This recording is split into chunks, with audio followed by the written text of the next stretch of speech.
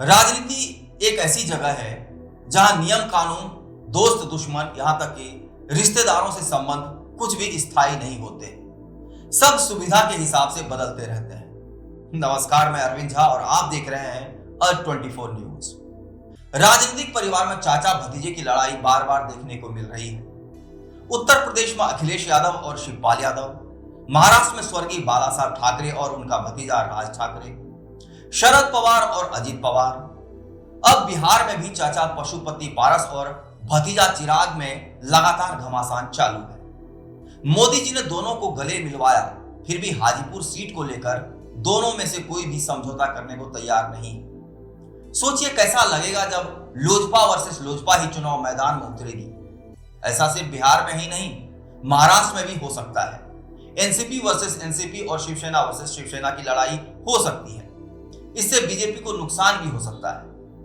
बता दें कि एक तरफ देश के अलग अलग दल इंडिया के तौर पर संगठित होकर भाजपा की सरकार को चुनौती दे रही है।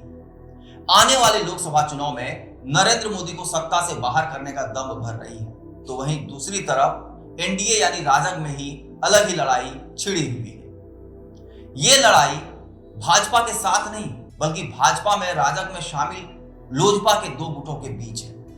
पूरी लड़ाई एक ही सीट में चुनाव लड़ने की दावेदारी को लेकर है। दरअसल लोक जनशक्ति पार्टी के दो गुट इस वक्त एनडीए के गठबंधन दल के तौर पर शामिल है। एक तरफ जहां दिवंगत नेता रामविलास पासवान के भाई पशुपति पारस का गुट है, तो दूसरी तरफ रामविलास पासवान के बेटे चिराग पासवान का। दोनों ही दल भाजपा के सहयोगी हैं, लेकिन फिलहाल पशुपति पारस को रामविलास की जगह मंत्री बनाया गया है। रामविलास पासवान के निधन के बाद लोजपा में बड़ी फूट सामने आई थी।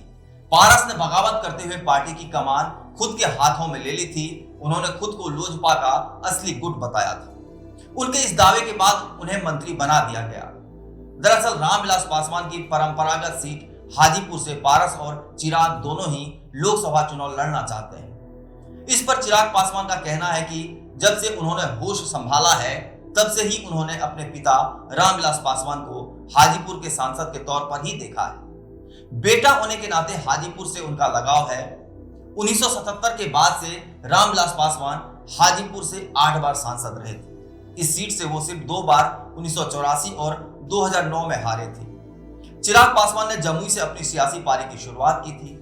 2019 में रामविलास पासवान हेल्थ इश्यूज के कारण चुनाव नहीं लड़ सके थे। वे राज्यसभा के माध्यम से सांसद पहुंचे।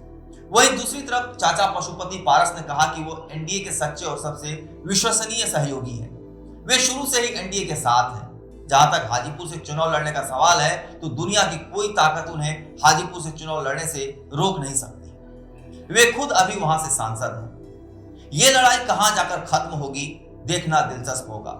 और शायद भारत में पहली बार party versus same party candidate को चुनाव लड़ते हम देख सकेंगे।